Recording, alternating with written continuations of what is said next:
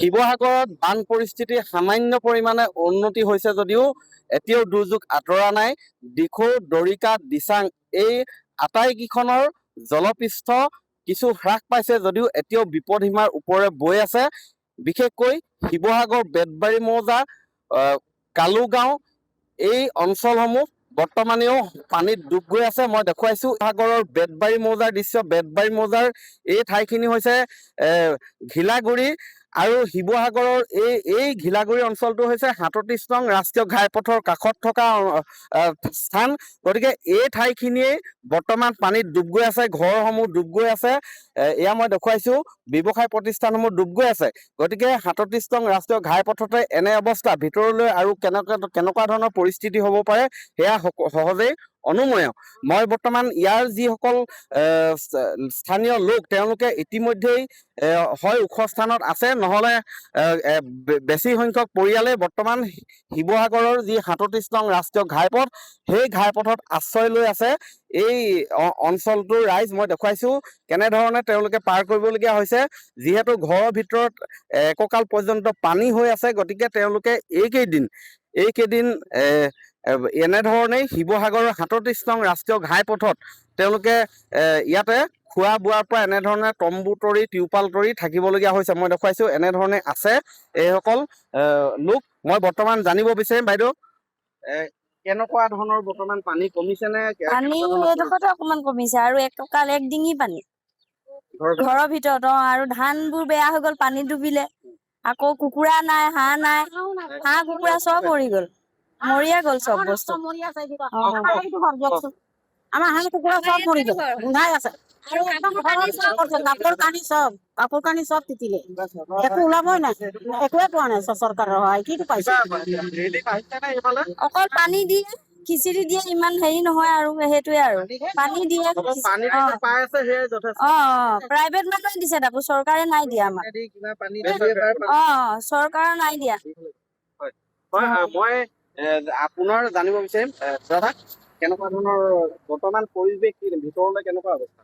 ভিতৰলেতো আপোনাৰ এতিয়াও পানী যোৱা নাই, মানে এতিয়া পানী অলপ শুকাইছে আপোনাৰ, এতিয়া ভিতৰতো পানী সোমাই আছে। পিছত আমাৰ ঘৰো মানে আপোনাৰ খহি মেলি ঘৰো মানে অৱস্থা বেয়া আৰু আপোনাৰ এতিয়া ৪-৫ দিনত ডুবি গৈছে। কিন্তু আমাক পানী ব্যৱস্থাটো দিছে আপোনাৰ, কিন্তু বাকী আপোনাৰ যিখিনি ৰিলিফ দিব লাগে বা গাঁওবুঢ়া আহি চাব লাগে, আমাৰ এইডোখৰ ১৫-২০ ঘৰ আছে, এইডোখৰত তেনেকুৱা একো সা সুবিধা পোৱা নাই। খালি প্ৰাইভেট যিবিলাক মানুহ বোলে এনেকে গোটাই পিনে বোলে কিছুমানে খিচিৰি দিয়ে, কিছুমানে সেই ৰাতি সেই পোলাও চোলাও দিয়ে, তেনেকে গোট মেট হৈ প্ৰাইভেটকে দিছে। কিন্তু আমাৰ চৰকাৰৰ পিনেদি আমি বোলে ৰিলিফে পাওঁ বা কোনোবাই চাবলৈ এবাৰ অহা নাই, একো তেনেকে সা সুবিধা পোৱা নাই মানে মেইন।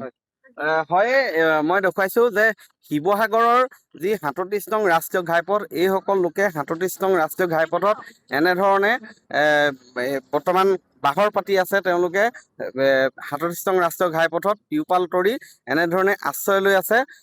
কোনো অধিকাংশ এলেকা যিহেতু ডুব গৈ আছে, বৰ্তমান এয়া পৰিৱেশ দেখুৱাইছো কি ধৰণে বৰ্তমান তেওঁলোকে থাকিবলগীয়া হৈছে। এয়া শিশুৰ পৰা বৃদ্ধলৈকে সকলোৱে ৩৭ নং ৰাষ্ট্ৰীয় ঘাইপথত ৰাতি কটাইছে। আৰু মই বাসগৃহসমূহ দেখুৱাইছো, এতিয়াও এইবিলাক যিবিলাক বাসগৃহ দেখিছে, এই বাসগৃহসমূহ এতিয়াও পানীত সম্পূৰ্ণৰূপে পানীত আছে, এককাল পৰ্যন্ত ভিতৰত পানী। এই কেতিয়া অৱসান ঘটিব তাক কোনো নিশ্চয়তা নাই, কাৰণ যি ধৰণে পানী হ্ৰাস হ'ব লাগিছিলে তেনেধৰণে হ্ৰাস হোৱা নাই। এই যি ৪ লেনযুক্ত পথ নতুনকৈ আচলতে ইয়াত নিৰ্মাণ কৰিছিলে, এই ৪ লেনযুক্ত পথ নিৰ্মাণ কৰোঁতে যিবিলাক কালভাৰ্ট থাকিব লাগিছিলে, সেই কালভাৰ্টসমূহ পুতি পেলালে নেকি, নলা নৰ্দমাসমূহ পুতি পেলালে নেকি, যাৰ বাবে পানী আচলতে এই পানীসমূহ ওলাই যাব পৰা নাই। তাক লৈ বৰ্তমান বিভিন্নজনে প্ৰশ্ন উত্থাপন কৰিছে। মই দেখুৱাইছো এয়া পৰিৱেশ বৰ্তমানে ডুব গৈ আছে। আৰু এইবিলাক ধান ইতিমধ্যে পানীত তিতিছিলে আৰু এনেধৰণে বৰ্তমান ৰাষ্ট্ৰীয় ঘাইপথৰ ওপৰত ধান শুকুৱাবলগীয়া হৈছে। এই ধানসমূহ কাৰ এনেধৰণৰ আৰু ক্ষতিগ্ৰস্ত হৈছে? কি হ'ল বাইদেউ? গোটেই ধানখিনি 13 বস্তামান ধান পানীত বুৰি থাকিলে, উলিয়াব নোৱাৰিলো। কাপোৰ কানি চব থাকি গ'ল, একো উলিয়াব নোৱাৰিলো। অকল মানুহকেইটা আহিছো। এতিয়া ইয়াত শুকুৱাইছে? এতিয়া সেই তিতা ধান খিনি শুকুৱাইছে, এইকেইটা আছে খুলিবলৈ ধান। হয়, এনেধৰণে আচলতে কেৱল এটা পৰিয়াল নহয়, হেজাৰ হেজাৰ পৰিয়ালে এনেধৰণে নিজৰ ভঁৰালৰ ধান হেৰুৱাইছে। তেওঁলোকে সা সম্পত্তি হেৰুৱাইছে।